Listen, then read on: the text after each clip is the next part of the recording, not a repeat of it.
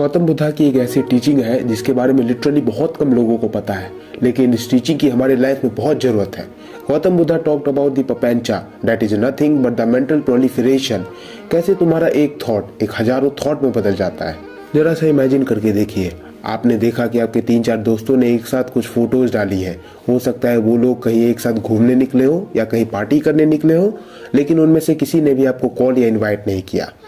अब आपका ब्रेन एक बात को लेके पूरा बतंगर बना देगा। इन्होंने मुझे पूछा तक नहीं, शायद ये लोग मुझे पसंद नहीं करते, या हो सकता है जब हम पिछली बार मिले थे तो मैंने ही कुछ गलत कह दिया हो जो इन्हें बुरा लग गया। मैं हमेशा सबके लिए खड़ा रहता हूँ लेकिन मुझे कोई नहीं पूछता। दुनिया बहुत मतलबी है यार। जरा सोचो तो एक छोटी सी बात ने तुम्हारे मन में कितने सारे थॉट्स पैदा कर दिए, पर इनमें से रियल कुछ भी नहीं है। बुद्धा कहते हैं इसी तरह तुम्हारे सफरिंग्स भी मल्टीप्लाई करती है। फर्क इस बात से नहीं पड़ता कि तुम्हारे साथ हुआ क्या है, फर्क उस स्टोरी से पड़ता है जो तुम्हारा मन उसके अराउंड क्रिएट करता है। And there's also a thought of Dostoevsky. He said a man suffers more from the image of tomorrow than from the pain of today.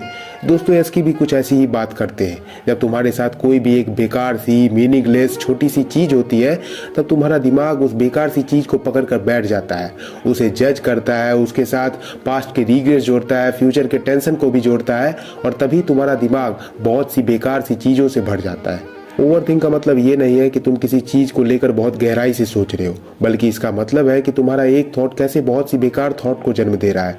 Buddha ने ये नहीं कहा था कि तुम सोचना ही बंद कर दो, बल्कि बुद्धा ने कहा था कि तुम पहले थॉट के बारे में सोचो और सोचो कि तुम उस थॉट के बारे में कर क्या सकते हो। बुद्धा ने सिंपली कहा था एक थॉट को मल्टीप्लाई मत होने दो, तुमसे जो हो सकता है उस थॉट के बारे में करो और फिर उसे जाने दो।